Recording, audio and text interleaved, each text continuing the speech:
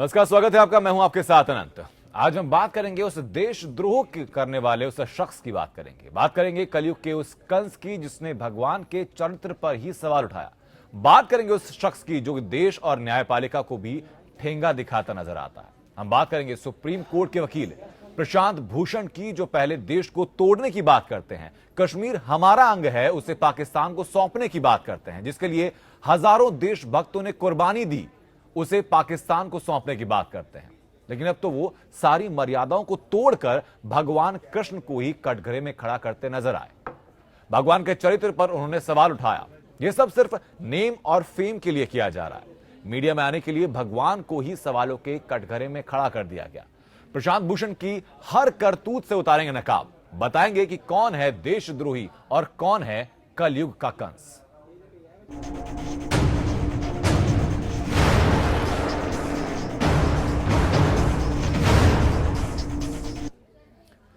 प्रशांत भूषण नाम कमाने के लिए और मीडिया में आने के लिए देश की इज्जत को ताक पर रखते आए हैं। ना तो इन्हें देश की परवाह है और ना ही न्यायपालिका का डर। कश्मीर को बांटने की बात करने वाले प्रशांत भूषण अब भगवान को ही कटघरे में खड़ा कर दिया है। करोड़ों लोगों की आस्था पर आघात पहुंचा है। आखिर प्रशांत भूषण यानी बकासुर को देश कब तक करेगा बर्दाश्त? एक खास रिपोर्ट देखते हैं। जिसने की देश तोड़ने की बात, जिसने फैलाई नफरत की आग, जिसने देश की अखंडता को दी चुनौती, जो बोलता है पाकिस्तान की भाषा, वो अब कर रहा है आस्था पर आघात। उसने करोड़ों लोगों की भक्ति पर किया वार। उसने भगवान कृष्ण पर किया प्रहार। कलयुग के इस कंस को देश कब तक करेगा बर्दाश्त?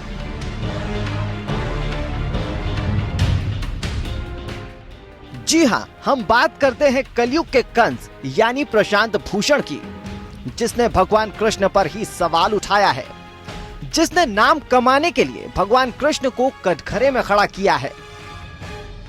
कलयुग के इस कंस ने भगवान और उनके करोड़ों भक्तों पर हमला बोला है। काले कोट पहने संविधान की दुहाई देकर देश की सबसे बड़ी अदालत में संविधान की शपथ लेकर संविधान की बात करने वाला ये शख्स हमेशा देश को तोड़ने की बात क्यों करता है? ये कभी देशद्रोह की बात करता है तो कभी करोड़ों लोगों की आस्था पर आघात पहुंचाता है। ये कभी देश में नफरत की चिंगारी फैलाता है तो कभी लोगों की भक्ति और भगवान के प्रति भरोसे को तोड़ने की बात करता है। ये शख्स दुश्मन देश की भाषा बोलता है और अपने ही देश में भाईचारे को भंग करने की कोशिश करता है। अब उसने भगवान कृष्ण और उनके भक्तों के प्रति अपार प्रेम पर प्रहार किया है। इसका पेशा तो वकालत है, लेकिन काम देशद्रोही जैसा करता है। ये जिस देश में रहता है, जिस देश की खाता है, जिस देश में पनाह लिए हुए है, उसी देश को तोड़ने की बात करता है। प्रशांत भूषण पाकिस्तान की भाषा बोलता है, पाकिस्तान की तरह सोचता है और पाकिस्तान की गाता है। अब काले दिल और दिमाग वाले शख्स ने भगवान और उसके भक्त के भक्ति पर सवाल उठाया है। जिनके नाम मात्र से, जिनकी भक्ति में करोड़ों लोग सर झुकाते हैं, उन भक्तों की भक्ति और कृष्ण की शक्ति पर सवाल उठाया है। आइए सुनते हैं सोशल मीडिया में प्रशांत भूषण ने कैसे भगवान कृष्ण का मजाक उड़ाया है, कैसे भगवान कृष्ण की तुलना गली छाप रोमियो से की है, कैसे उनके प्रेम पर प्रहार किया है। रोमियो ने अपने जीवन में केवल एक ही लड़की से प्यार किया, जबकि कृष्ण तो कई लड़कियों के साथ छेड़खानी करने के लिए प्रसिद्ध है। क्या मुख्यमंत्री आदित्यनाथ में इतनी हिम्मत है कि वह अपने मुस्तैद दस्ते का नाम एंटी कृष्ण स्क्वाड रख सकें? आप समझ ही गए होंगे कि प्रशांत भूषण को देश के बारे में कितनी समझ है, भगवान के बारे में कितनी समझ है। इनकी इस दिमागी फितरत से यही लगता है कि प्रशांत भूषण को भगवान और देश के बारे में समझने के लिए ये जिंदगी भी कम पड़ जाएगी। उत्तर प्रदेश सरकार ने सड़क छाप रोमियो के लिए एंटी रोमियो दस्ता बनाया ताकि बहू बेटियां सुरक्षित रहें और इज्जत के साथ जिएं। लेकिन राजनीति आकांक्षा वाले प्रशांत भूषण ने भगवान कृष्ण को अपनी गंदी राजनीति का शिकार बना लिया। बेशर्मी की हदें पार करते हुए भूषण ने यहाँ तक कह दिया कि रोमियो ने सिर्फ एक लड़की से प्यार किया, लेकिन कृष्ण कई लड़कियों के साथ छेड़खानी के लिए प्रसिद्ध थे। भूषण के इस ट्वीट के बाद देश भर के कृष्ण भक्तों में गुस्सा है। राजनीतिक दलों में भी तीखी प्रतिक्रिया है। बीजेपी के प्रवक्ता संबित पात्रा ने ट्वीट पर क्या जवाब दिया? कृष्ण भगवान को समझने में प्रशांत भूषण को कई जन्म लेने पड़ेंगे। इतनी आसानी से भगवान को राजनीति में घसीट दिया, ये बड़ी दुख की बात है। हम लोगों को इस बात की परवाह नहीं है। परवाह इस बात की है कि ये जो स्क्वाड है बहुत अच्छा काम कर रहा है और इस समय महिलाएं बड़ी खुश हैं, लड़कियां बहुत खुश हैं। अब अगर कोई खुश नहीं है तो उसका हम कुछ कर नहीं सकते कि जो लोग चुनाव में पिट गए हैं, जिन लोगों ने रिजेक्ट कर दिया है अदर पॉलिटिकल पार्टीज को, तो वो कुछ भी कहते रहे हैं। कूलों के सामने अब कितनी शांति होने लग गई है और लड़कियां मॉल्स में भी थोड़ा कॉन्फिडेंस के साथ, विश्वास के साथ घूम रही हैं। तो मैं समझती हूँ कि ये अच्छा पहल है, इसको हम लोग रोकेंगे नहीं। नेम, फेम और मीडिया में आने के लिए प्रशांत भूषण ने भगवान कृष्ण के चरित्र पर सवाल उठाया है। नाम कमाने के लिए कोई आदमी इतना गिर सकता है कि भगवान के प्रेम पर सवाल उठा दे? प्रशांत भूषण की इस गंदी सोच पर देश के राजनीतिक नुमाइंदे क्या सोचते हैं, आइए सुनिए। सारी बात, आप किसी चीज़ का विरोध करते हैं, वो जायज़ भी हो सकता है, नाजायज़ भी हो सकता है, लेकिन आप उसको धार्मिक मुद्दे के साथ और वो भी भगवान के स्वरूप के साथ जोड़ें और उनको ये बताएं कि वो खराब थे या उन शब्दों का चयन करें जिससे भगवान के ऊपर को आक्षेप लगता हो, तो मुझे लगता है ये सही नहीं है और उनको ये शब्द अपने वापस लेने चाहिए। ऐसे शब्दों का प्रयोग राजनीतिक लाभ के लिए या दूसरे के विरोध के लिए उठाना सही नहीं है। बिल्कुल। अब प्रशांत भूषण ने जो कुछ कहा मैं उसकी भी निंदा करता हूँ। इस देश के अंदर आप राजनीति कीजिए। कृष्ण को इस देश की बड़ी आबादी भगवान मानती है और सारा देश उनकी इज्जत करता है। इस तरीके के बयान से देश के लोगों के इमोशंस और जज्बात के साथ आप खिलवाड़ क्यों कर रहे हैं? ये हक आपको किसने दे दिया? ये भी अभी विपक्ष में है, लेकिन विपक्ष की अपनी मर्यादा में ही रहकर बयान देते हैं।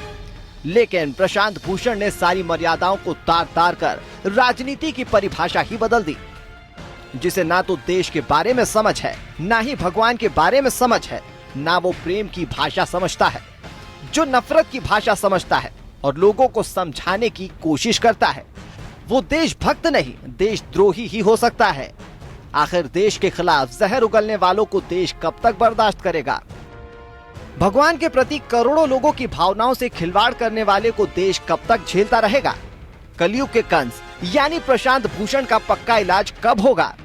प्रशांत भूषण के मुंह पर कब लगेगा ताला? Bureau report, APN. भगवान कृष्ण के चरित्र पर सवाल उठाने वाले प्रशांत किशोर पर लोगों में भी काफी गुस्सा है। साधु संतों में तीखी प्रतिक्रिया है। एक बार सुनाते हैं आपको। उसकी भावनाएं जो है ना वो शुद्ध नहीं है। भगवान कृष्ण को समझा नहीं उन्होंने जिस तरीके का उनके अपने विचार हैं, भाव हैं, कृष्ण भगवान को उन्होंने उसी तरीके का समझा होगा। ये उनकी दूषित मानसिकता है जो उन्होंने इस तरीके का अपना कोई वक्तव्य, कोई ट्वीट किया है। जो ये बयान बिल्कुल गलत है। इसमें ये तो स्वयं परब्रह्म परमात्मा है, इनसे मिलान करना किसी मनुष्य का हमारा, तो ये तो बहुत गलत है। इनके खिलाफ में बिल्कुल सख्त कार्रवाई होनी चाहिए। प्रशांत भूषण के ऐसे कृत्यों के ऊपर चर्चा करने के लिए कुछ खास मेहमान हमारे साथ हैं। हमारे साथ ओमकारा सिंह हैं, प्रदेश महासचिव हैं उत्तर प्रदेश कांग्रेस से। रंजना अग्निहोत्री हमारे साथ लखनऊ से अधिवक्ता हैं। स्वामी चक्रपाणी महाराज हमारे साथ हैं, अध्यक्ष हैं हिंदू महासभा के। एच.एस. रावत हमारे साथ हैं, हिंदू धर्मगुरु नोएडा से। तृप्ति शाक्य हमारे साथ हैं, नेता हैं बीजेपी से। तेजेंद्र बग्गा हमारे साथ हैं, प्रवक्ता हैं दिल्ली बीजेपी से। साथ ही साथ जगजीतन महाराज हमारे साथ हैं, काशी धर्म संघ पीठ के गुरु वाराणसी। बहुत बहुत स्वागत आप सभी लोगों का। तृप्ति शाक्य, शुरुआत में आपसे करूंगा। आध्यात्म, भक्ति और राजनीति हर चीज को करीब से देखा है। प्रशांत भूषण का ये ट्वीट क्या संदेश देता है, क्या मंशा इसके पीछे होगी? मैं तो यही कहना चाहूँगी कि श्री कृष्ण भगवान हमारे हिंदू धार्मिक आस्था के प्रतीक माने जाते हैं, हमारे देवता हैं वो। और जो कृष्ण भगवान जिन्होंने द्रौपदी की लाज बचाने का काम किया, जब उनका चीर हरण हो रहा था उस वक्त श्री कृष्ण भगवान ने आकर उनका चीर बढ़ाकर उनकी लाज बचाई, और ऐसे कृष्ण भगवान के लिए कोई इस तरह की टिप्पणी करे तो ये तो बड़ी अशोभनीय बात है। ऐसे रावत साहब, जहां पर आस्था के ऊपर इतना बड़ा प्रश्न चिन्ह लगा दिया जाए, ऐसे व्यक्ति को एक आस्था के तराजू पर भी और जो उनके पहले राजनीतिक बयान आए उसको तराजू पर भी, क्या देश के अंदर बर्दाश्त किया जा सकता है? अनंत जी, दो तरह के लोग होते हैं यहाँ पर भी। एक चीप पब्लिसिटी, घटिया मेंटलिटी के जो लोग होते हैं वो इस तरह की बयानबाजी करते हैं। और प्रशांत भूषण का जो इतिहास है वो इतना बेकार रहा है पीछे कि अपनी पब्लिसिटी के लिए सरेआम अपने चैम्बर में पिटते रहे हैं। इनको विष्णु गुप्ता, तेजेंद्र बग्गा जी और भी कई लोग थे। शायद मुझे लगता है कि उन्होंने इसको इतना पीटा था इसी कारण कि उन्होंने कश्मीर के ऊपर भी बयान दिया था कि कश्मीर को वोटिंग करा करके अगर चाहते तो उनको पाकिस्तान के साथ उनको दे देना चाहिए। ये जो व्यक्ति है अपनी मानसिकता दिवालियापन के कारण इस तरह की बातें करता है। हिंदू धर्म में सबसे बड़ी एक कमी ये रहती है कि ये उदारवादी हैं, ये हिंसक नहीं है। अगर यही बात इन्होंने मोहम्मद पैगंबर के साथ बोली होती तो अब तक इनके ऊपर फतवा जारी हो गया होता और इनकी गर्दन काट दी होती। ओमकार नाथ जी, आपका रिएक्शन में चाहूंगा प्रशांत किशोर के इसी ट्वीट के ऊपर। मैं हिंदू धर्मगुरु जो रावत जी ने बोला है, मैं पूरी तरह से उसमें सहमत हूं उनके साथ में। प्रशांत भूषण ने बहुत ही गलत बयान दिया है और इतना अपमानजनक बयान दिया है, इससे करोड़ों हिंदुओं की आस्था को चोट पहुंची है जी। और इनके खिलाफ कार्रवाई होनी चाहिए जी। क्योंकि इस तरह के बयानबाजी नहीं होती जी। देखिए, किसी भी चीज, किसी भी सरकार के किसी भी एक्शन से आप नाराजगी जाहिर कर सकते हैं और हो सकता है कि जो उन्होंने एंटी रोमियो स्क्वाड बनाया है आपको नाम को लेकर आपत्ति हो क्यों, लेकिन इतना भी सच है कि मुख्यमंत्री ने जो एंटी रोमियो स्क्वाड बनाया है उससे निश्चित रूप से लड़कियों को राहत देने के लिए बनाया गया है। भले ही पुलिस ने थोड़ी ज्यादतियां की हों जिसकी वजह से थोड़ी अप्रिय घटनाएं हुई हों, लेकिन कार्य वो ठीक था और उसमें सुधार की आवश्यकता है और सुधार मुख्यमंत्री ने निर्देश भी दिया है, लोग उसको मान भी रहे हैं जी। तो जो अच्छे कार्य होते हैं सरकार के उसकी तारीफ भी करनी चाहिए और नाम के हिसाब से अगर कुछ करना है तो आप उसको दूसरे शब्दों में समझा सकते थे, लेकिन ये जो इन्होंने चरित्र किया है ये बहुत ही घृणित कार्य है और इसकी जितनी भी निंदा की जाए उतनी कम है। ठीक है, तृप्ति शाह, एक महिला होने के नाते एंटी रोमियो स्क्वाड के ऊपर क्या प्रतिक्रिया आपकी है? क्या समाज की महिलाओं के लिए ये चीज सही नहीं है और अगर उसको ऐसी संज्ञा दी जाती है तो क्या फिर दंड उसका होना चाहिए? जी, मैं तो एक महिला होने के नाते यही कहूँगी कि एंटी रोमियो स्क्वाड हम महिलाओं के लिए बहुत ही अच्छा एक प्रयास है हमारे प्रदेश सरकार की ओर से और इसकी बहुत ज़रूरत भी थी क्योंकि प्रदेश में ऐसा माहौल हो गया था जहाँ पर महिलाएं अपने आप को सुरक्षित महसूस नहीं करती थी। लड़कियाँ 7 बजे के बाद घर से निकलना उनके लिए मुश्किल होता था। तो ऐसे में अगर ये एंटी रोमियो स्क्वाड जो प्रदेश में ऐसा प्रयास किया गया, ये शुरू किया गया है, ये बहुत सराहनीय कार्य है और हम सब महिलाएं इस कार्य से बहुत ही खुश हैं। प्रशांत किशोर के इस ट्वीट के बाद क्या उनको एंटी सोशल कहना गलत होगा? और अगर ऐसे एंटी सोशल एलिमेंट्स अगर ऐसे ट्वीट करते हैं तो फिर कैसे उनको बर्दाश्त किया जाए? उनके लिए दंड फिर क्या निर्धारित होना चाहिए? उनके लिए तो जितनी भी सख्त से सख्त सजा दी जाए वो देनी चाहिए, मुझे तो ऐसा लगता है। ठीक है, स्वामी चक्रवर्ती महाराज, आपके पास मैं आऊंगा। आस्था के ऊपर अगर सवाल उठाया जाता है, अगर आस्था के ऊपर सवाल उठाने वाले ऐसे लोगों के ऊपर क्या आप कहते हैं कि इनको सद्बुद्धि क्या आनी चाहिए कि नहीं आनी चाहिए? सद्बुद्धि कैसे आनी चाहिए? क्या इनके खिलाफ रिएक्शन होना चाहिए? आनंद जी, देखिए, कोई भी बुद्धिजीवी, कोई भी सभ्य समाज में कोई भी सभ्य व्यक्ति इस तरह के बयान किसी भी के भी धार्मिक भावना को आहत नहीं कर सकता। उनको अगर रोमियो से अगर आपत्ति था, उसे रोमियो ग्रुप जो भी बना है उस पे व्यक्तिगत उस पे टिप्पणी करते, सरकार पे कमेंट करते चलता, लेकिन उसमें भगवान कृष्ण जो कि चीरहरण हो रहा है द्रौपदी का और उसकी लाज बचाने का काम करते हैं, जो साक्षात हम भगवान उन्हें मानते हैं और उन पे इस प्रकार से उससे तुलना कर देना और टिप्पणी करना निश्चित रूप से बहुत ही निंदनीय है और ये अक्षम्य अपराध है। देश का हर व्यक्ति खिलाफ खड़ा नजर आया है, इनके चाहे जो भी बयान आए हो, चाहे देश विरोधी आए हो, सेना विरोधी आए हो, धर्म विरोधी भी जो इनके बयान आए उसके उनके खिलाफ खड़ा नजर आया है। लेकिन इनके ऊपर फिर पूरी पाबंदी कैसे लगाई जाए? इनको रोका कैसे जाए ऐसे लोगों को? देखिए, प्रशांत भूषण एक हैबिचुअल ऑफेंडर हैं और इनके द्वारा किए गए कुकृत्य की जितनी निंदा की जाए, जितनी भर्त्सना की जाए वो कम है, क्योंकि डायन भी 7 घर छोड़ देती है। इन्होंने भारत में ही नहीं, विश्व के कोने कोने में रहने वाले तमाम सनातन धर्मावलंबियों की आस्था पर प्रहार किया है, उनका अपमान किया है। इतना ही नहीं, इन्होंने संविधान का भी अपमान किया है, क्योंकि संविधान निर्मात्री सभा ने 26 नवंबर 1949 को सर्वसम्मति से जिस संविधान को अंगीकार किया था, उसके चैप्टर 4 में जहां पर फंडामेंटल ड्यूटीज और directive principles of state policy का वर्णन किया गया है, वहां पर भगवान श्री कृष्ण का चित्र है, जिसमें भगवान श्री कृष्ण अर्जुन को गीता का उपदेश दे रहे हैं। इस व्यक्ति ने संविधान को देखा है और जानते बूझते हुए ये अपराध किया है, ये अपराध की श्रेणी में आता है। तृप्ति जी, आपके पास होंगे, कलाकार के रूप में आपने नजदीकी से इन चीजों को देखा है और बहुत प्रसिद्ध आपका भजन भी है राम और श्याम के ऊपर। तो जब इस एक रूपता के ऊपर, इस समरसता के ऊपर, कृष्ण के ऊपर सवाल उठाया जाता है, तो क्या कहेंगी आप?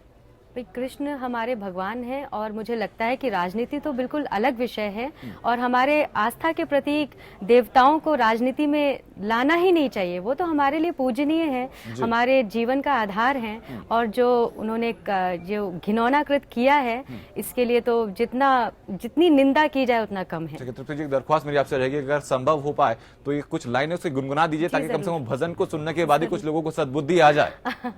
जरूर। कभी राम बन के कभी श्याम बन के चले आना, प्रभु जी चले आना।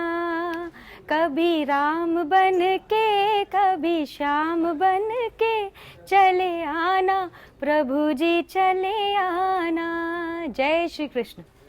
बहुत खूबसूरत आपका, बहुत बहुत शुक्रिया तृप्ति जी आपका हम तक जुड़ने के लिए, बेहतर चीजों को पर्सपेक्टिव देने के लिए। चकपाणी महाराज, आपके पास में आऊंगा। इतनी खूबसूरती के साथ चित्रित किया गया है, हर चीज को इतनी खूबसूरती के साथ महिमा का वर्णन किया गया है, उसके बावजूद भी ऐसे जो सोसाइटी के लिए कलंक जिन लोगों को कहा जाए तो गलत नहीं होगा, वो लोग पनप पाते हैं समाज के बीच में। इसका क्या कारण आप देखते हैं? देखिए, पहले भी जो असुर हुआ करते थे ना, वो कोई भी किसी की भी भावना को आहत किया करते थे, उनका उद्देश्य ही था। और वर्तमान में पहले के जो सिंह हुआ करते थे, बड़े बड़े दांत, तो उसका मतलब क्या है? तो वही वर्तमान में प्रशांत भूषण टाइप के लोग हैं जो इस तरह की जिसको न राष्ट्र के साथ भावना है, न किसी धर्म के साथ भावना है, उनका मात्र उद्देश्य है कि किसी की भावनाओं को कैसे आहत करे। तो इंद्र, आपके पास में आऊंगा। आध्यात्म की बात, हम भक्ति की बात लगातार कर रहे हैं, किस तरीके से ठेस पहुंची है, लेकिन उससे पहले कश्मीर के बारे में जो बयान प्रशांत भूषण के रहे हैं, सेना के बारे में जो घृणित बातें उन्होंने की हैं, उन चीजों को लेकर राजनीतिक जो पूरी राजनीतिक जो लोग हैं वो कैसे देखते हैं? इनके ऊपर अंकुश क्या नहीं लगना चाहिए और कब तक जाकर अंकुश लगेगा प्रशांत भूषण जैसे लोगों पर?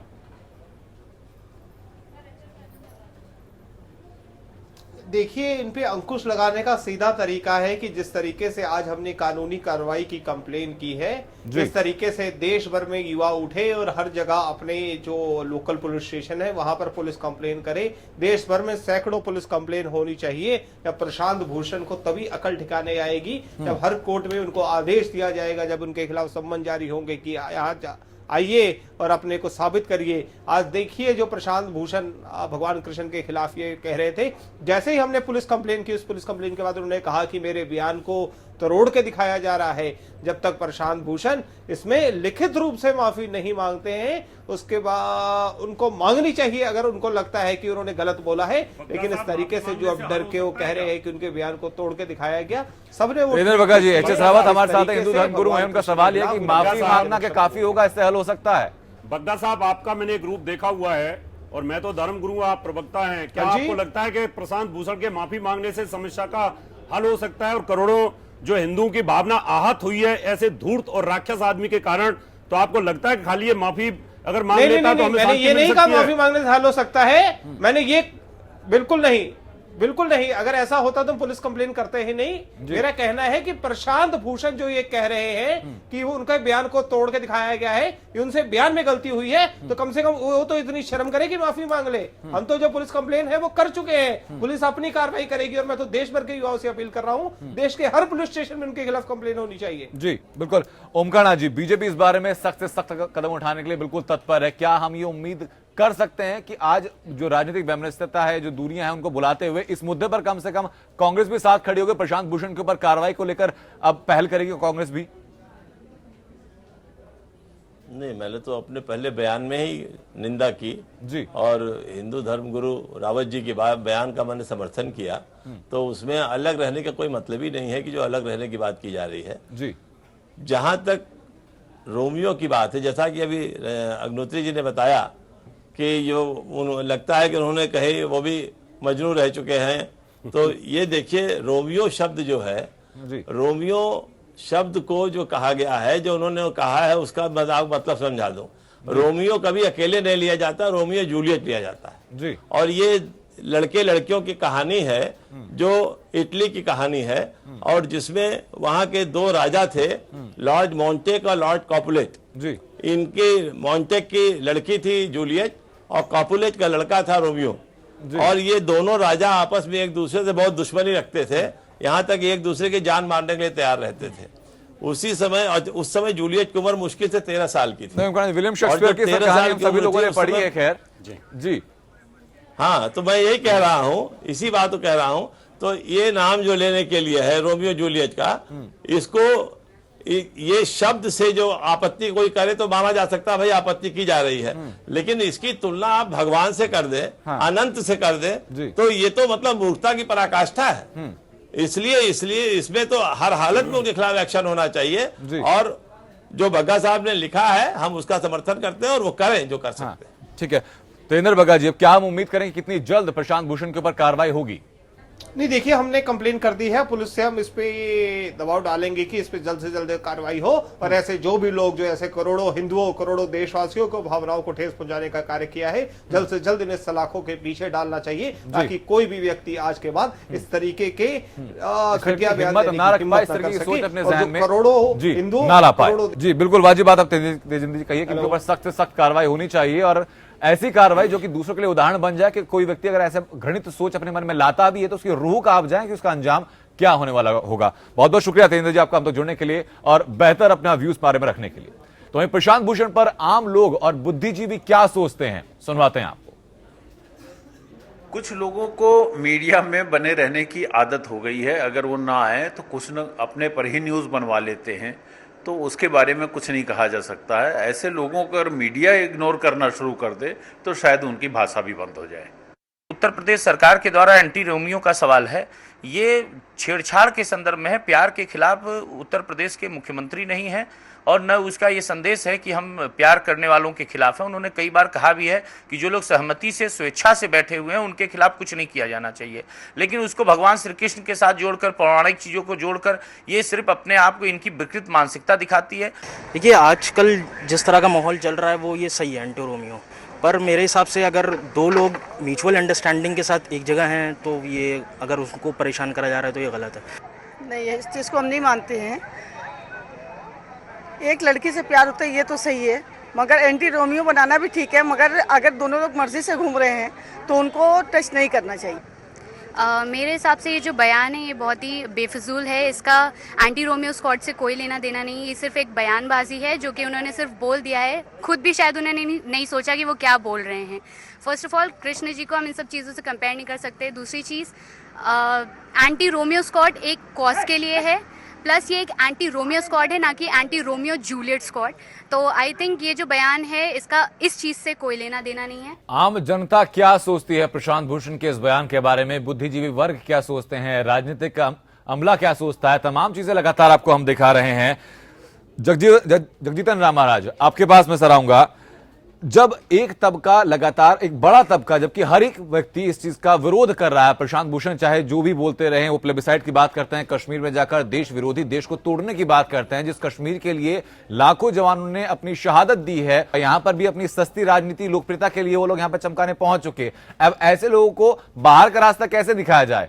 देखिए, ये शुद्ध रूप से अपराध की श्रेणी है। यह व्यक्ति अपराध किया है, चूंकि अपराध का दंड होता है, तो भारत सरकार को चूंकि अब उनके ऊपर एफआईआर भी दर्ज हो चुका है, ऐसी स्थिति में सरकार को तत्काल उनके ऊपर एक्शन लेकर के और इस अपराध का दंड देना चाहिए। चूंकि हम लोग शांति प्रिय लोग हैं, सनातनी आताताई नहीं होता है, नहीं तो अभी तक तो इनको आम जनता ही दंड दे चुकी होती। चूंकि हम लोग कानून को अपने हाथ में नहीं लेते हैं, और इसलिए हम लोग सरकार से यह मांग करते हैं कि तत्काल इनको एफआईआर के तहत जो भी दंड बनता है दंड दें, और इनको जो रजिस्ट्रेशन है अधिवक्ता का उसको निरस्त किया जाए और इस तरह से दंड मिलेगा तो इस तरह के लोगों का मनोबल गिरेगा। नहीं तो यदि इनको दंड नहीं दिया जाएगा तो और भी इस तरह के लोग सस्ती लोकप्रियता पाने के लिए सर क्या इनको आएंगे। देशद्रोही कहना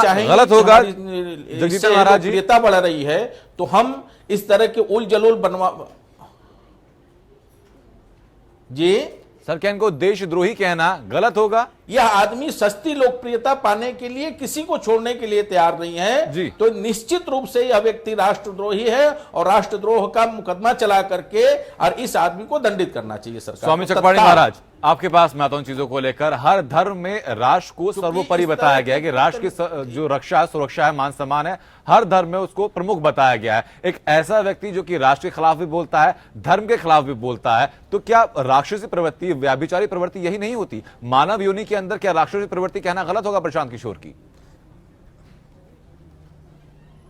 आनंद जी बिल्कुल सही आप बोल रहे हैं। ये इनके जो लक्षण है ये राष्ट्रद्रोह के संज्ञा में आता है, धर्मद्रोही भी है, मानवद्रोही भी है, आप ये देखिए भावनाद्रोही भी है। आप ये देखिए कि जो देश की रक्षा करते करते अपनी प्राणों की न्यौछावर दे देते हैं, हमारे सैनिक प्राणों को बाजी लगा देते हैं, परिवार छोड़ करके सीमाओं पे हैं, उनको उनपे भी इन्होंने कमेंट करने से पीछे नहीं, उनके हौसला गिराने से भी पीछे नहीं हटे। तो ये तो एक दूसरे जो हमारे देश के दुश्मन है वो ऐसा काम करते हैं। तो निश्चित रूप से हमारे घर में ये पल रहे एक ऐसा राष्ट्रद्रोही है, एक ऐसा धर्मद्रोही है, एक ऐसा मानवद्रोही है जो अपने स्वार्थ के लिए, अपनी पब्लिसिटी के लिए ये कुछ भी देश को, धर्म को दांव पे लगा देगा ऐसा व्यक्ति। और हमारी निश्चित रूप से देश की एकता, अखंडता भी ऐसे व्यक्ति से प्रभावित होती है। तो ऐसा व्यक्ति का न कोई धर्म है, न कोई मजहब है, न किसी प्रकार का ये वो है। ये ऐसे लोग खतरनाक होते हैं। एक जैसे आवारा एक पशु होता है, वो हिंसक पशु होता है। अगर जो शेर को छोड़ दिया जाए,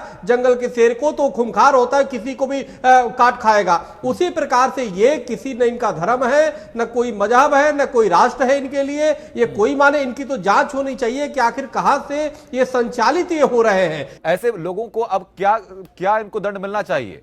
आनंद जी, कृष्ण भगवान ने ये सिखाया है कि धर्मो रक्षति रक्षता। भगवान कृष्ण ने कहा है कि पहले पहल मत करिए, और कोई भी सनातनी हिंदू पहले पहल नहीं करता। और यहां पर प्रशांत भूषण ने कई बार पहल की है। उसके लिए अगर सरकार करे तो बहुत अच्छी बात है, अगर नहीं करती है तो हिंदू की जो भावना है उनको नहीं होगा। इसके पहले भी लोग इनके साथ ये होगा। उसके पहले भी लोग इनको ऐसे दंडित करते हैं कि जितनी भी वाहियात बातें सामने, और एपीएन ने इस मुद्दे को उठाया, उसके बाद तमाम लोग इसके साथ लगातार जुड़ते रहे हैं। बीजेपी की तरफ से शिकायत दर्ज कराई गई, कांग्रेस की तरफ से भी इस मामले में शिकायत दर्ज कराई गई जी। इसमें कारण ये था कि जब ये कश्मीर वाले बयान पर भी सरकार ने कोई संज्ञान नहीं लिया था तो लोगों में गुस्सा फूट रहा था बुरी तरीके से। इसलिए लोगों ने अपने हाथ में कानून लिया और इनके केबिन में जाकर के सुप्रीम कोर्ट में जाकर इनको पीटा था। और इसी प्रकार का फिर उन्होंने वही कुकर्त, वही घृणित कार्य किया है लोगों के साथ में। मुझे लगता है कि लोगों का गुस्सा जब तक शांत होने वाला नहीं है, जब तक प्रशांत भूषण को फिर दोबारा से इसी प्रकार की थपड़म थपड़ा नहीं होने वाली है। सर वापस लौटूंगा। इस वक्त मेजर पुनिया हमारे साथ जुड़ चुके हैं, जो कि स्वराज पार्टी के संस्थापक सदस्यों से देख रहे हैं। मेजर पुनिया, एक सवाल में जाना चाहूंगा आपसे। कश्मीर के बारे में वाहियात बातें कर चुके हैं, प्लेबेसाइट की बात वहां पर कर चुके हैं, सेना के चरित्र तक पर यह सवाल उठा चुके हैं, जुडिशरी पर यह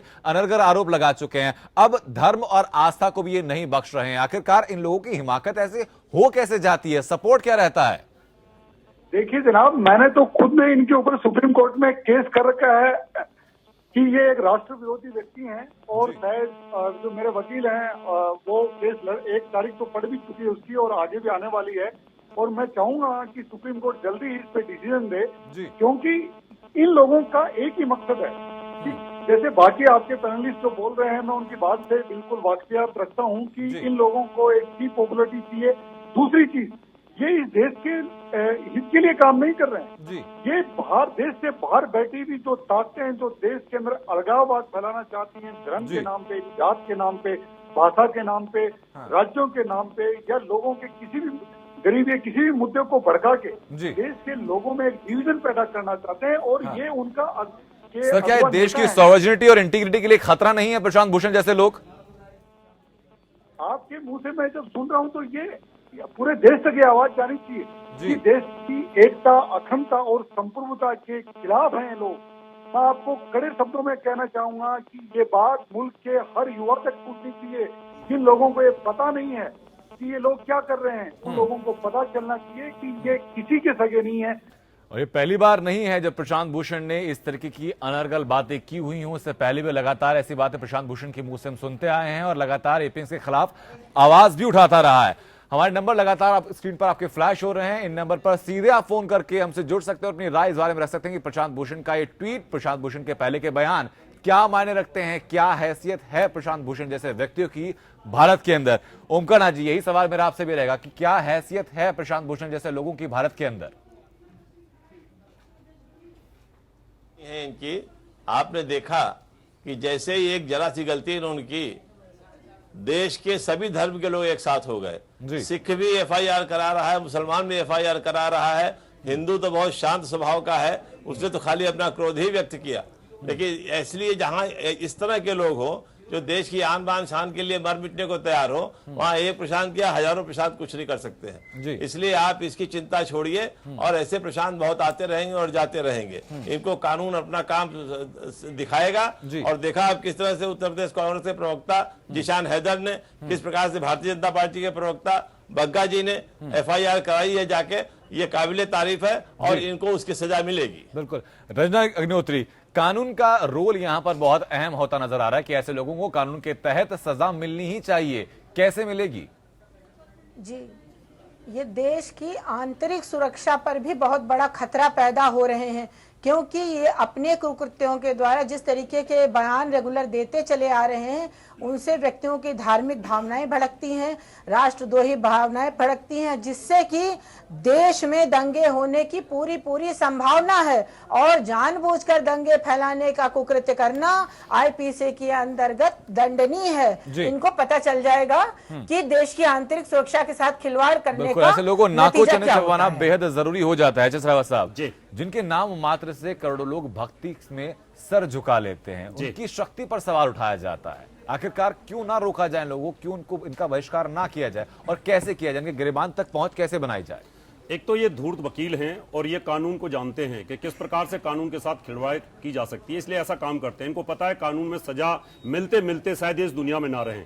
लेकिन इनको ये नहीं भूलना चाहिए कि इस प्रकार के धार्मिक मामलों में आपने राजनीतिक मामलों में दखलंदाजी की थी तो कोई बात नहीं, वहां सरकार ने उसको बर्दाश्त कर लिया। लेकिन यहां प्रशांत भूषण जी, आपने कृष्ण भक्तों के साथ इस प्रकार की भावनाओं को ठेस पहुंचाई है।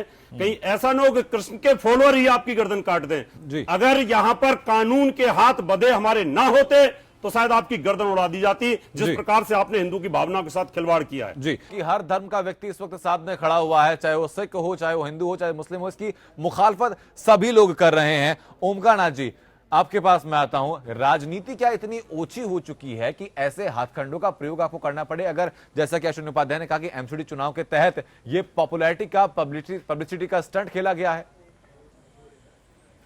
नहीं, मैं इससे सहमत नहीं हूं। ये बड़ा गंदा बयान है जी। ये बात कोई कहने की नहीं हुई है। और इससे उनको कौन सा फायदा होने जा रहा है? कौन से वो आयुक्त, वो क्या कहते हैं, मेयर का चुनाव लड़ने जा रहे हैं जी। वो मूर्ख आदमी है और वो इस तरह की बयानबाजी करने के लिए समझते हैं, जैसा कि पहले लोगों ने कहा है कि मीडिया में बने रखने के लिए वो इस तरह की बात कर रहे हैं। और यही एक बात है और कुछ नहीं है। और इस तरह के बयानों की मैं निंदा भी करता हूं। रंजना अग्निहोत्री, आपके पास मांगा कि उत्तर प्रदेश सरकार ने सड़क छाप रोमियो के लिए ये एंटी रोमियो स्क्वाड का गठन किया था ताकि जो प्रदेश की महिलाएं हैं, बेटियां हैं, वो सुरक्षित रहें। उनके ऊपर ऐसी ओछी राजनीति करना, ऐसे ऊंचे बयान देना कहां तक सही माना जा सकता है? देखिए, जब से इस स्क्वाड का गठन हुआ है, तब से पूरे राज्य की महिलाएं, छोटी छोटी बच्चियां अपने आप को सुरक्षित महसूस होने लगी हैं। नंबर 2, आप कहीं भी किसी भी पार्क में अपने परिवार के साथ, अपने बच्चों के साथ सही सलामत जा सकते हैं। आपको अपने बच्चों को इस प्रश्न का उत्तर नहीं देना होगा कि दीदी, माँ, पिताजी, ये कौन लोग बैठे हैं। आप सीधे आराम से अपने बच्चों को किसी भी पार्क में ले जा सकते हैं, चाहे वो नदिया के किनारे हो, चाहे दरिया के किनारे हो। आपकी आंखें शर्म से नहीं झुकेंगी। ये एक बहुत अच्छी पहल थी। और इसी जगह पर इसका नाम अगर मजनू स्क्वाड रखा जाता तो भी इनको ये प्रॉब्लम होती। तब ये धर्म विशेष से जोड़ के तब भी ये रोना रोते। रोमियो और मजनू का अर्थ ये नहीं है। रंजना जी, अगर सरकार इसमें ढिलाई बरती है और जिस प्रकार से हिंदू की भावनाओं को भड़काया है इस व्यक्ति ने, तो क्या इसमें कुछ और भी हल कुछ हो सकता है कि आदमी जो भक्त लोग हैं, क्या वो इस व्यक्ति को सजा दे सकते हैं? या नहीं दे सकते, या कानून के द्वारा ही हमारे हाथ बंधे रहेंगे? कोई ऐसा प्रावधान है क्या कि सरकार अगर किसी कारणवश राजनीतिक मजबूरी के कारण इनके खिलाफ एक्शन नहीं लेती, अरेस्ट नहीं करती है, और ये खुद कानून के जानकार हैं, तो क्या भक्त लोग कोई एक्शन ले सकते हैं ऐसे व्यक्ति के खिलाफ? देखिए रावत भाई, दोनों रास्ते हैं। दूसरा रास्ता भी बताते हैं। पहला रास्ता तो हमें सबसे पहले कानून के दरवाजे खटखटाने चाहिए। एफआईआर हो जाएगी। अगर देशद्रोह की एफआईआर होती है, दंगा भड़काने की एफआईआर होती है, तो इन्हें इमीडिएट इफेक्ट से गिरफ्तार किया जाएगा। और भक्त लोगों के पास ये रास्ता है, कानून अपने हाथों में न लेने की बजाय इनका बाइकआउट करना चाहिए। जगह जगह काली तख्तियां लेके लगाना चाहिए कि प्रशांत भूषण देशद्रोही हैं। हम अपने हाथ में कानून न ले, कानून अपना कार्य स्वयं करेगा। ठीक है, स्वामी चकवाणी महाराज आपके पास मैं आता हूं कि प्रशांत भूषण का पेशा वकील का है, काम इनका देशद्रोही धर्मद्रोही सरीखे हैं, आस्था पर सीधी चोट की जाती है। अब आगे क्या बचा? फिर सब कुछ तो ये लांघ गए हैं। देखिए, एक तो सबसे पहले जो पहली बार इन्होंने वो किया ना, 2-3 बार इनको निश्चित रूप से कहीं ना कहीं सरकार की तरफ से ढिलाई हुई, जिसके वजह से इनका और बढ़ता गया। क्योंकि पहले जब सेना पे इन्होंने कमेंट किया, फिर कभी जम्मू कश्मीर पे अलगाववादियों के समर्थन में बोला, उसी समय कड़ी से कड़ी इन पे कार्रवाई करनी चाहिए। अगर कार्रवाई हो गई होती तो शायद इन पे जो चेंबर में घुस करके कुछ लोगों ने वो किया, इनके साथ जो होना चाहिए था किया, और शायद नहीं होता और इनको अच्छी सबक मिलती। क्योंकि एक अधिवक्ता है, उससे तो इनको पब्लिसिटी मिल गई। अगर इनके रजिस्ट्रेशन रद्द कर दिया गया होता कि वकालत आप नहीं करोगे, अगर इनको जेल में भेजा गया होता, तो शायद इस तरह की बयान, क्योंकि ये बहुत ज्यादा पढ़े लिखे हैं और ये समझदार हैं, कानून को जानते हैं कि कानून का कैसे हो, उनको जाके 4 थप्पड़ मार दो, इससे कुछ नहीं, उनको तो और पब्लिसिटी मिल जाती है, संपैथी बन जाती है। अब केजरीवाल को किसी ने स्याही फेंक दिया, थप्पड़ मार दिए, दोबारा वो मुख्यमंत्री बन गए। सवाल ये तो ये चाहते ही है इसी तरह की कोई आए और कोई 2 थप्पड़ मार दे, फिर ये पब्लिसिटी में सहानुभूति ले ले। और सबसे पहले तो आपको के चैनल को भी धन्यवाद देंगे कि आप लोगों ने इस चीज को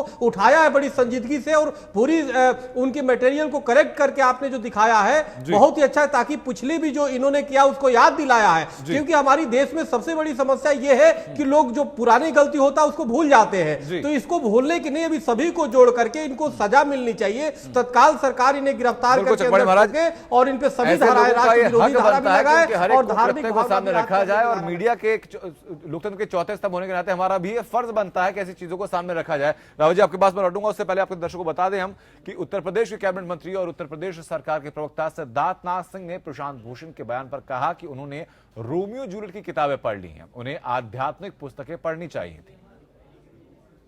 हमारी सरकार उस दिशा में कर रही है, मगर प्रशांत भूषण जी हो सकता है उन्होंने रोमियो जूलियट या शेक्सपियर की किताबें ज्यादा पढ़ी हैं और उन्होंने महाभारत और गीता नहीं पढ़ी है, तो शायद वो पढ़ लेंगे तो उनको भी पता चल जाएगा कि महाभारत हो या गीता, उसका भी संदेश यही है कि महिलाओं की सुरक्षा होनी चाहिए।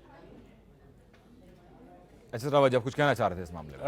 अनंत जी, मैं स्वामी चक्रपाणी जी महाराज जी से निवेदन करूंगा। महाराज जी, आप तो संत महासभा के अध्यक्ष भी हैं और हिंदू महासभा के अध्यक्ष भी हैं, और हिंदू महासभा तो बहुत आक्रामक रहती है हिंदू धर्म के अधिकारों के लिए, तो आप कुछ ऐसा एक्शन लेने वाले हैं क्या हिंदू महासभा की तरफ से, और साधु संत एक्शन लेने वाले हैं कि ऐसे बकासुर को तुरंत कुछ सजा होनी चाहिए, जिससे ऐसे व्यक्तियों का मुंह बंद हो जाए, इनकी जबान पर ताला लगाया जा सके, जिससे इस प्रकार की वाहियात बातें धर्म के लिए, भगवान के लिए, कृष्ण के लिए ये बकवास ना कर सके? आप कुछ करने वाले हैं क्या? चकवाणी महाराज। नहीं, बिल्कुल। देखिए, हमने आपको बताया कि हमने हमारे कई उत्तर प्रदेश में भी एफआईआर इनके खिलाफ दर्ज हो गई है, और दिल्ली में भी हमने प्रदेश अध्यक्ष को बोल दिया। तो जो भी हमारे प्रदेश स्तर की टीमें हैं, जिला स्तर की टीमें हैं, उनकी कार्रवाई के लिए बात किया, और इनकी गिरफ्तारी के लिए धरने प्रदर्शन और आंदोलन भी करने के लिए हमने बोले हैं कि इनको तत्काल, क्योंकि इस बार किसी भी तरीके से इनको बख्शा नहीं जाएगा, इनके खिलाफ कार्रवाई होगी नहीं तो, क्योंकि राष्ट्र के लिए, देश की एकता और अखंडता के लिए बहुत ही खतरा है। निश्चित रूप से इनको कानूनी कार्रवाई कर। स्वामी जी, मुझे तसल्ली नहीं हो रही है, हिंदू महासभा कब तक एफआईआर करा देगी? महासभा,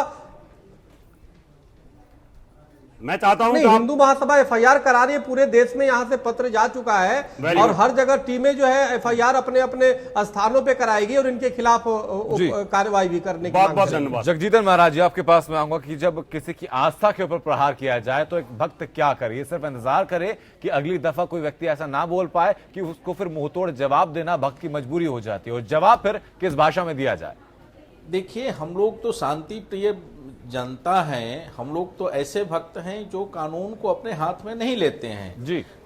नहीं तो इनको मैं पहले ही निवेदन किया था कि अब तक इनको दंड मिल चुका होता, भक्त ही दंड दे चुके थे होते, परंतु हम सनातनी लोग, हम हिंदू लोग संयमित रहने वाले हैं और कानून को हाथ में लेने वाले नहीं हैं। तो निश्चित रूप से सभी भक्तों को, और आप एक ये ध्यान दीजिए कि ये पहले भी इस तरह के कुकृत्य करते रहे हैं, परंतु इस बार ये अति कर दिए हैं, सारी सीमाओं को लांघ गए हैं। और इसका फल आप देखिए कि ये धर्म, जाति, पार्टी की जो सीमाएं हैं सारे लोग तोड़ चुके हैं। सभी पार्टियों के लोग, सभी धर्मों के लोग इस मुद्दे पर एक साथ हैं। इस देश के आदरणीय हैं, पूजनीय हैं भगवान कृष्ण, केवल सनातनियों के लिए ही नहीं है, सनातनियों से बढ़ करके पूरे भारत के, पूरे विश्व के लिए आदर के वस्तु हैं भगवान कृष्ण। और आप इसका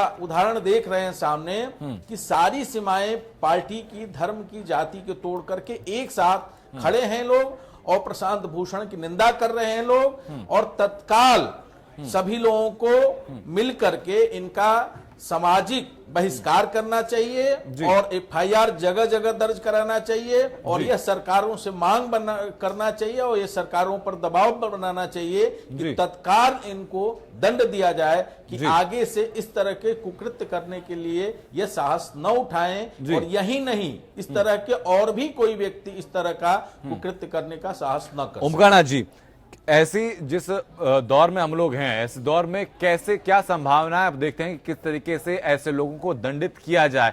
कानून का रास्ता हम लोग लेते हैं या फिर कुछ और रास्ता भी आप यहाँ पर जायज मानते हैं?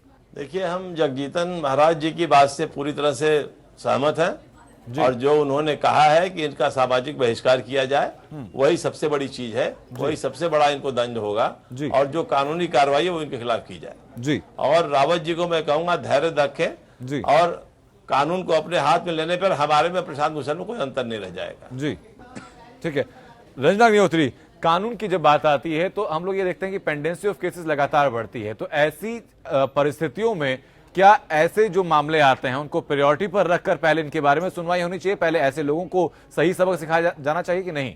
इस चैनल के ऊपर आपने इतनी निष्पक्ष रिपोर्ट दिखाई, इनके विरुद्ध में बकासुर और डायन जैसे शब्दों का प्रयोग किया, तो जो शर्मदार व्यक्ति होता है उसके लिए तो एक चुल्लू पानी काफी होता है, लेकिन जो बेशरम है उसके लिए तो समुद्र छोटा पड़ जाता है। तो ये ऐसे बेशरम है जिनके लिए अगर गंगा सागर का समुद्र भी डूबने के लिए हो तो छोटा है, इनको इनके हाल पे छोड़ देना चाहिए, और इनका जो है फैसला भगवान श्री कृष्ण करेंगे, और इनको तब इस बात का एहसास होगा कि मैंने शायद क्या कहा और क्या करा। बिल्कुल रंजना जी, वापस मैं आपके पास लौटूंगा। आपको दर्शकों को बता दें कि प्रशांत भूषण हमेशा से ही देशद्रोही भाषा बोलते आए हैं। इससे पहले जब कश्मीर जिस वक्त सुलग रहा था, कश्मीर में नफरत की आग फैलाई जा रही थी, देश के दुश्मन और पत्थरबाज हमारे जवानों को छलनी लगातार कर रहे थे, तब भी प्रशांत भूषण एक चिंगारी को हवा देता नजर आया था। तभी प्रशांत भूषण कश्मीर को बांटने की बात करते थे, तभी प्रशांत भूषण कश्मीर को अलग करने की बात करते थे। जो कश्मीर भारत का अहम हिस्सा है, जिस कश्मीर के लिए न जाने कितने जवानों ने अपनी कुर्बानी दी है, उस कश्मीर को पाकिस्तान को सौंपने की बात की प्रशांत भूषण ने, यानी देश की इज्जत को नीलाम होने की बात की गई थी। आपको दिखाते हैं कि सुलगते कश्मीर को कैसे प्रशांत भूषण ने आग लगाई थी।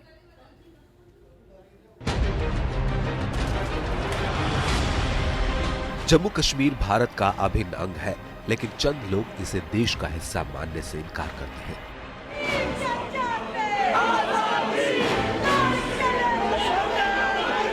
वे भारत के संविधान से हटकर जम्मू कश्मीर में जनमत संग्रह की बात करते रहे हैं। ये चेहरे कोई भी हो, लेकिन इनके सुर एक ही है, देश विरोधी। एक ही रास्ता है कि जम्मू कश्मीर के अवाम को आजादी मिल जाए। हिंदुस्तान चाहे कितनी कोशिश करे, ये मसला दबने वाला नहीं। जब तक शहरों में से, कस्बों में से फौज और बंकर और कैंप हटाए न जाएं, जब तक arm forces special powers act को रिपील न किया जाए, तब तक कोई पीस प्रोसेस आगे नहीं बढ़ेगा। आर्मी को वहां से हटाना चाहिए, armed forces special powers act को खत्म करना चाहिए, और कोशिश ये करनी चाहिए कि वहाँ की जनता हमारे साथ आए।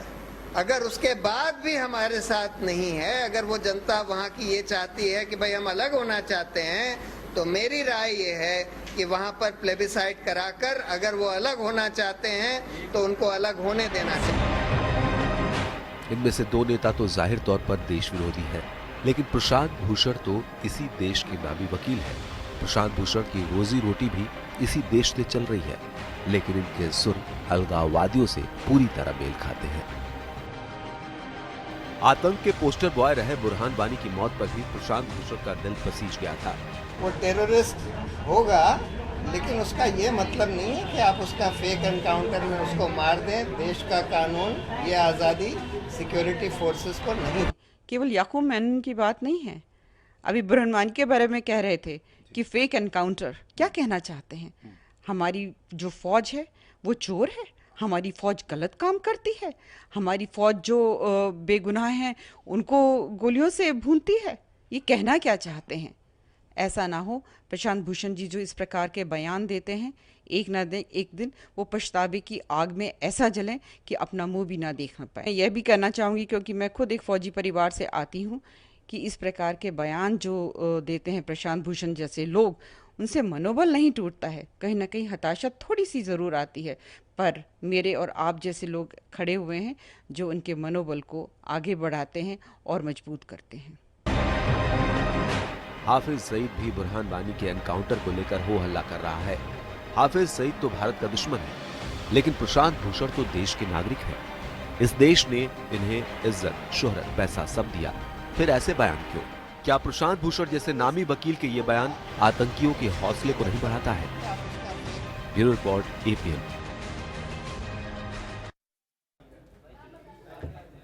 ये पूरी रिपोर्ट आपने देखी है। इसमें जो तमाम जो नेता है, अलगाववादी नेता हैं, उनके बयान आपने सुने। प्रशांत भूषण क्या कहते नजर आए ये भी आपने सुना। आखिरकार अंतर दोनों की भाषाओं में क्या नजर आ रहा है? क्या दोनों की भाषा का सार एक नजर नहीं आता कि यहाँ पर देश की संप्रभुता को, अखंडता को नुकसान पहुंचाने की बात हो रही है? जिस कश्मीर के लिए लाखों जवानों ने अपना खून बहाया, शहादत दी, उसी कश्मीर को ऐसे पाकिस्तान को दे देने की बात हो रही है। आखिरकार प्रशांत भूषण चाहते क्या है? क्या इनकी हैसियत है? क्या इनकी मंशा है? रंजना अग्निहोत्री, आपके पास मैं आऊंगा कि यहां पर सैयद अली शाह गिलानी की बात हमने सुनी, मीरवाइज फारूकी, जो कि दोनों ही अलगाववादी नेता हैं, प्रशांत भूषण का भी तीसरा बयान सुना। अंतर क्या आया तीनों बयानों में? थोड़ा सा अंतर जरूर है। प्रशांत भूषण देश की आंतरिक सुरक्षा पर भी खतरा है, क्योंकि देश के अंदर रहते हैं, कानून के जानकार हैं, अदालत में जाते हैं और मुकदमों की बहस करते हैं, और इनोसेंट क्लाइंट्स इनको अपना समझ के इनको एज ए काउंसिल एंगेज करते हैं। ये उनके साथ भी कभी धोखा कर सकते हैं। तो राष्ट्र की आंतरिक सुरक्षा पर खतरा है, क्योंकि संविधान क्यों जानते बूझते हुए इन्हें ये मालूम है कि संविधान के पार्ट 4 में फंडामेंटल ड्यूटीज के चैप्टर में भगवान श्री कृष्ण गीता का उपदेश दे रहे हैं, बावजूद उसके इन्होंने इस बयान को दिया है। इनका मतलब यह है कि आदमी को अपने कर्तव्य से हटके दूसरी बातों में उलझाना चाहिए, उनको दूसरी बातों को बहुत प्रेरित करना चाहिए, जिससे कि देश एकदम बर्बादी की कगार पे चला जाए।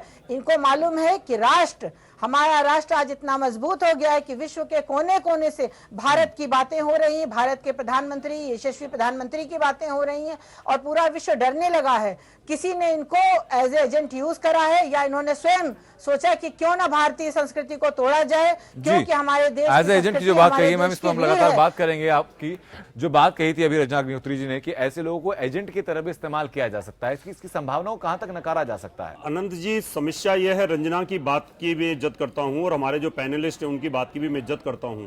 जब बात धर्म की जो ठेस लगती है भावनाओं में, उबाल जो आता है, वो तभी शांत हो सकता है तो इनको 24 घंटे में अरेस्ट कर लिया जाए और इनको जेल में डाल दिया जाए तो कुछ शांति हमें हो सकती है। और अगर ऐसा नहीं करते हैं, ये एंटीसेप्टिक बेल लेते हैं या सुप्रीम कोर्ट के कानून का मिसयूज करते हैं, तो उस समय ऐसी सिचुएशन आती है कि दंगे भड़कते हैं और वहां धार्मिक भावना इतनी भड़क जाती है सरकार वहां कुछ कर नहीं पाती और कानून अपने हाथ में लेना पड़ता है। इसलिए मैं सरकार से निवेदन करूंगा कि हिंदुओं के साथ इस तरह की भावना भड़कने की नौबत ना है, इसको तुरंत अरेस्ट कर लेना चाहिए। पहले कश्मीर जैसे संवेदनशील मुद्दे पर देशद्रोही जैसी भाषा का इस्तेमाल किया, पाकिस्तान की भाषा बोलकर करोड़ों लोगों को आघात पहुंचाया, न्यायपालिका को अपनी जागीर समझा, न्यायपालिका को ठेंगा दिखाया, देश के कई महत्वपूर्ण केस में हस्तक्षेप किया। अरुणाचल के पूर्व मुख्यमंत्री कालिखो पुल की मौत की डायरी को बदलकर कानून से खिलवाड़ किया। टाइप किए हुए डायरी तो सबके सामने आई, लेकिन वो पन्ने जिसमें हाथ से लिखा गया था, उनमें कुछ नाम थे जिसमें लिखा गया था कि वकील छोटा भूषण और बड़ा भूषण। आखिर कौन है वो भूषण? इसके अलावा भी न्यायपालिका को भूषण ने धोखा दिया। अब आपको बता दें कि कैसे प्रशांत भूषण कानून को अपने हाथों की कठपुतली समझते हैं, कैसे प्रशांत भूषण न्यायपालिका को मैनेज करते हैं। ये खुलासा खुद प्रशांत भूषण के पिता शांति भूषण ने किया। आपको सुनाते हैं प्रशांत भूषण कैसे कानून को मैनेज करते हैं। हेलो नेताजी, आप तो जानते ही है ये शांति भूषण जी को बगल में बैठे हुए हैं। प्रशांत भूषण इन्हीं के लड़के हैं, PIL वगैरह करते हैं, फेमस है बहुत, वो भी अच्छे खासे वकील हैं। कह रहे थे आदरा वाला मैटर के लिए जस्टिस सांघवी से उनका बहुत अच्छा है और वो काम करा देंगे। बहुत अच्छा किया। लीजिए आप इनसे बात कर लीजिए, खुद ही जो उचित समझे आप कर लीजिए। ठीक है। हेलो, देखिए प्रशांत PIL करते हैं, उससे कुछ कमाते नहीं। देखिए हमने सब स्टोरी सुन ली, एक ही तरीका है। प्रशांत बहुत अच्छा मैनेज करते हैं। ठीक है, इसके लिए बहुत ज्यादा पैसे की जरूरत नहीं है। 4 करोड़ रुपए बहुत है। ये ऑडियो आपने सुनी है, इस ऑडियो के ऊपर लगातार हम लोग बात करेंगे। विवेक कुमार हमारे दर्शकों में जुड़ चुके हैं। विवेक, अपनी बात आप रखें, प्रशांत भूषण के इस कृत्य के बारे में क्या आप कहेंगे? सर, मैं जैसा कहना चाह रहा हूँ, ये सुप्रीम कोर्ट की बजाय अपने आप को न्यायाधीश समझ रहे हैं सर। ये सोच रहे हैं कि हमारे पर कोई कार्रवाई नहीं होगी। सर मैं चाहता हूँ कि इनके ऊपर सख्त कार्रवाई होनी चाहिए सर। बिल्कुल वाजिब बात है आपकी भी निश्चय। और प्रशांत भूषण कानून के साथ खिलवाड़ करता है, देशद्रोही की बात करता है, दुश्मन देश की बात करता है। प्रशांत भूषण पर और क्या क्या आरोप हैं, दिखाते हैं आपको। कुछ कथित बुद्धिजीवी देश में रहकर देश के खिलाफ बोलने को आजकल धर्म निरपेक्षता की नई परिभाषा बनाने पर तुले। ऐसे लोगों में एक नाम प्रशांत भूषण का है, जो खुद कई आरोपों से घिरे हैं। प्रशांत भूषण पर पहला आरोप, प्रशांत भूषण और उनके पिता शांति भूषण पर 20 करोड़ रुपए की जमीन केवल 1 लाख रुपए में खरीदने और करीब 35 लाख रुपए की स्टाम्प चोरी का आरोप है। इलाहाबाद में एल्गिन रोड स्थित बंगले की पूर्व कानून मंत्री शांति भूषण ने 2010 में हरिमोहन दास टंडन से अपने नाम सेल डीड कराई थी और पंजीकरण के लिए सहायक स्टाम्प आयुक्त के यहाँ अर्जी दी, लेकिन पूरी स्टाम्प ड्यूटी नहीं जमा करने के कारण रजिस्ट्री की कार्रवाई सहायक स्टाम्प आयुक्त ने रोक दी थी। पूरा स्टाम्प शुल्क नहीं जमा करने पर 2011 में इलाहाबाद के तत्कालीन सहायक स्टाम्प आयुक्त KP पांडे ने शांति भूषण के खिलाफ नोटिस जारी किया। तत्कालीन सर्किल रेट के अनुसार 1,34,14,930 रुपए की स्टाम्प ड्यूटी शांति भूषण को अदा करनी थी, जो नहीं की गई। साल भर बाद 1 करोड़ रुपए की स्टाम्प ड्यूटी जमा की गई, लेकिन बाकी बची 34,14,930 रुपए की स्टाम्प ड्यूटी और 27 लाख के जुर्माने के खिलाफ शांति भूषण ने इलाहाबाद हाईकोर्ट में अर्जी दाखिल कर स्टाम्प विभाग की कार्रवाई को चुनौती दी। इलाहाबाद हाईकोर्ट ने स्टाम्प विभाग के कदम को सही मानते हुए शांति भूषण को बाकी बची स्टाम्प ड्यूटी जमा करने के निर्देश दिए, लेकिन 27 लाख रुपए का जुर्माना माफ कर दिया। शांति भूषण ने इलाहाबाद हाईकोर्ट के फैसले को सुप्रीम कोर्ट में चुनौती दी।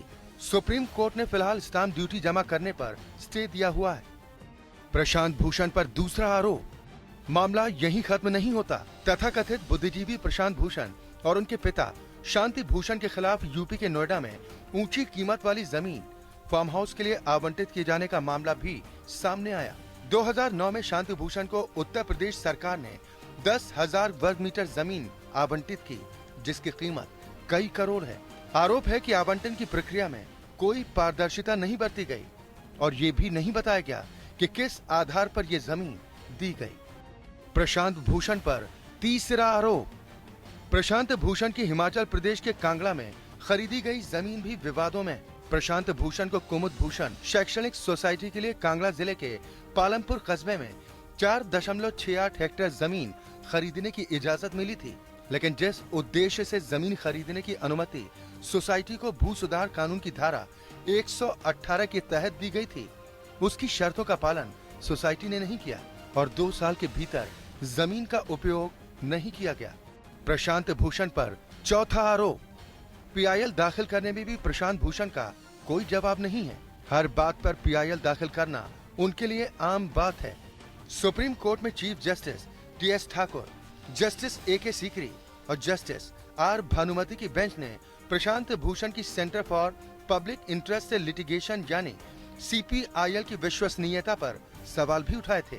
कोर्ट ने प्रशांत भूषण से नाराजगी जाहिर करते हुए कहा कि भले ही वो समाज सुधारक के रूप में जाने जाते हों, लेकिन वो PIL प्रक्रिया के मुख्य बिंदु नहीं बन सकते। सिस्टम के साथ इस तरह के खिलवाड़ की कोर्ट इजाजत नहीं दे सकता। कोर्ट ने प्रशांत भूषण से कहा कि PIL की सुनवाई में कोर्ट का कीमती वक्त बर्बाद होता है, इसके लिए कुछ बेहतर प्रक्रिया बनानी होगी। प्रशांत के पिता शांति भूषण जब प्रशांत को कोर्ट मैनेज करने का उस्ताद बताते हैं, वही एक मामले में शांति भूषण को कोर्ट से पैसे के लिए सब कुछ नहीं करने की चेतावनी दी गई। इस मामले की सुनवाई को बार बार टालने और पैसे के लालच में अपने कर्तव्य से विमुख होने का फैसला सुनाते हुए कोर्ट ने ये भी टिप्पणी की कि दूसरों को हर समय भ्रष्टाचार और नैतिकता पर शिक्षा देने वाले शांति भूषण का कृत्य अनुचित है। गौरतलब है कि इस मामले की सुनवाई को 5 बार टाला गया। कोर्ट ने शांति भूषण पर यह भी टिप्पणी की कि एक जज से मामले को हटाकर दूसरे जज तक ले जाने के पीछे उनका मकसद सिर्फ ये रहता है कि मनचाहे जज से सुनवाई हो जाए। दरअसल शांति भूषण जस्टिस अरुण टंडन और जस्टिस ए.के. मिश्रा के समक्ष चल रहे एक मामले को हटवाना चाहते थे, जिसमें बाद में हाईकोर्ट ने पाया कि जिस व्यक्ति की सिफारिश वो कर रहे थे उसकी सारी डिग्रियां फर्जी होने के बावजूद वो सरकारी विभाग में आला पद पर बैठा था। लेकिन इस मामले को टंडन और मिश्रा की बेंच से हटाने की शांति भूषण की सारी तिकड़म में धरी की धरी रह गई और तत्कालीन चीफ जस्टिस ने शांति की मांग को अनुचित और निराधार पाया। Bureau report, APN। ये तमाम रिपोर्ट आपने देखी है प्रशांत भूषण की। क्या कुछ प्रशांत भूषण के कारनामे रहे हैं। ओमकारा जी, आपके पास मैं आऊंगा कि इतने कुछ प्रपंच सामने आ चुके हैं, अब और क्या चाहिए हमें इनके ऊपर कार्रवाई करने के लिए? देखिए, आप भी जानते हैं कार्रवाई तो कोर्ट ही करती है जी, और कोर्ट में केस पड़ेगा ही। 2 FIR हुई हैं जी, और कुछ मुकदमे चल ही रहे हैं इनके खिलाफ। तो जो न्यायालय निर्णय लेगा, हम समझते हैं वो सही निर्णय लेगा जी, और इनको अपनी गलती का एहसास होगा, इनको समझ में आएगा कि ये क्या कह रहे हैं और देश शासन कितना खिलवाड़ कर रहे हैं, और ये खिलवाड़ इनको बहुत महंगा पड़ने वाला है। बिल्कुल सही बात है। रावत जी, आप क्या कहेंगे इस बारे में? मैं तो कहूंगा कि ऐसे राक्षस को जिस प्रकार से कृष्ण भगवान ने सजा दी थी, शिशुपाल को 100 गलतियों की माफ की थी 99, और 100वीं गलती पे उनकी गर्दन काट दी थी। और प्रशांत भूषण साहब ने 500 गलतियां की हैं अभी तक अपने इतिहास में। इस प्रकार की PIL डाली हैं, और खुद इनके पिता कह रहे थे कि ये तो बहुत बड़े दलाल हैं, इस प्रकार का काम करते हैं। तो मुझे लगता है सरकार जल्दी से जल्दी इस पर कार्रवाई करे। अगर सरकार जल्दी से जल्दी कार्रवाई नहीं करती है तो लगता है कि भक्तों को कानून हाथ में लेना पड़ सकता है और उसके अंजाम बहुत बुरे हो सकते हैं। रंजना अग्निहोत्री जी, हम कहते हैं कि कानून इनको सजा देगा, लेकिन जिस तरीके से शांति भूषण की टेलीफोनिक कॉन्वर्सेशन हम लोगों ने सुनाई, हिमाचल प्रदेश में क्या कुछ कर चुके हैं ये, पैदा कहीं और हमें बताते अपने आप को नागरिकता कहते हैं कि हिमाचल प्रदेश का डोमिसाइल मेरे पास है, ऐसे प्रपंचों के बावजूद फिर कैसे विश्वसनीयता बनेगी कि कानून के सहारे इनको दंड मिलेगा? सवाल ये है कि रावत जी का सोचना, रावत जी की चिंता बहुत सही है, लेकिन एज एन एडवोकेट हम ये सलाह नहीं दे सकते हैं कि आप जो है टीवी पर नहीं दे सकते हैं। पीछे रावत जी से हम फोन पर बात करेंगे कि कानून अपने हाथ में लीजिए, क्योंकि नहीं, आप वकील हैं, आप वकील हैं। अभी अगर इसने ये बोल दिया कोर्ट में, जी मैं तो कृष्ण भक्त हूं और मैंने तो भाव में आकर के बोल दिया था कि वो तो गोपियों के साथ ऐसे करते थे, तो उसमें कोर्ट क्या संज्ञान ले सकता है? इसलिए ऐसे व्यक्ति को तुरंत सजा मिलने का अधिकार है। जी नहीं, तुरंत सजा मिलने का अधिकार है मेरे भाई। FIR हो चुकी है, पुलिस को कुछ मौका दे, 24 घंटे का मौका दे इनको गिरफ्तारी के लिए। अगर ऐसी इनके इस कृत्य पर अगर पुलिस या न्यायालय संज्ञान नहीं लेती है तो इसके अलावा भी रास्ते हैं। बार काउंसिल ऑफ इंडिया में रिप्रेजेंटेशन देने का रास्ता है, वहां पर पूरी कमेटी बैठती है। इनका जो लाइसेंस है एडवोकेसी का, वो क्योंकि ये मिसकंडक्ट है, इन्होंने मिसकंडक्ट किया, किसी की भावनाओं को आहत नहीं कर सकते। और एक बात रावत जी आपसे बड़े निवेदन आवेदन से कहेंगे जितनी पीड़ा आपको हुई है उससे कम पीड़ा मुझे भी नहीं हुई, क्योंकि राम और कृष्ण में कोई अंतर नहीं है। लेकिन अगर हम अपने हाथ में कानून ले लेंगे तो हम खुद ही फंस जाएंगे। हमारा प्राण रहेगा, मेरा शरीर रहेगा, तभी प्राण की रक्षा होगी। हम बाहर रहेंगे, हम सुरक्षित रहेंगे, तभी हम अपने धर्म की रक्षा कर सकते हैं। उम्मीद करते हैं कि ऐसे लोगों के ऊपर जल्द से जल्द कार्रवाई होगी और कानून सख्त से सख्त सजाएं लोगों को देगा, ताकि एक उदाहरण पेश किया जा सके, नजीर बनाई जा सके कि आगे से किसी और की हिमाकत नहीं हो पाएगी ऐसा कोई भी बयान देने की या फिर ऐसा कोई भी ट्वीट करने की। बहुत बहुत शुक्रिया आप सभी लोगों का अब तक चर्चा में शामिल होने के लिए, चर्चा को बेहतर बनाने के लिए। और फिलहाल हम कहीं ब्रेक के लिए, ब्रेक के उस पार खबरें पेन पर लगातार जारी रहेंगी।